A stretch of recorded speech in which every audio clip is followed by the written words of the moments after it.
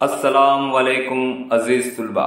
सबक नंबर 5 स्वराज का कयाम। इस सबक का अहम मौजू वीर माता जीजाबाई, शिवाजी महाराज की वालिदा जीजाबाई के बारे में बच्चों हम मजीद मालूमात हासिल करेंगे।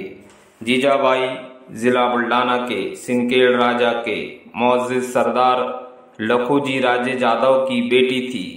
उन्हें बचपन ही से मुख्तलिफ उलूम के साथ फौजी तालीम भी दी गई। शाहजी महाराज का स्वराज के कयाम का ख्वाब पूरा हो, इसलिए वो हमेशा उन्हें तरकीब देकर उनकी मदद करती थी। वो एक माहिर और एले नज़र सियासतदान थी। स्वराज कायम करने के लिए उन्होंने हमेशा शिवाजी महाराज की रहनुमाई की। वो अवामी मामलात में फैसला देने का काम भी करती थी।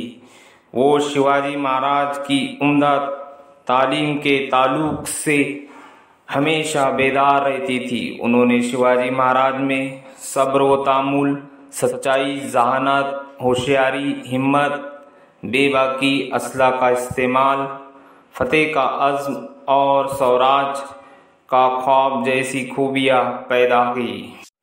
वीर माता जीजाबाई ने शिवाजी महाराज को ऐसी तालीम दी जिसकी वजह से शिवाजी महाराज ने स्वराज का कयाम किया।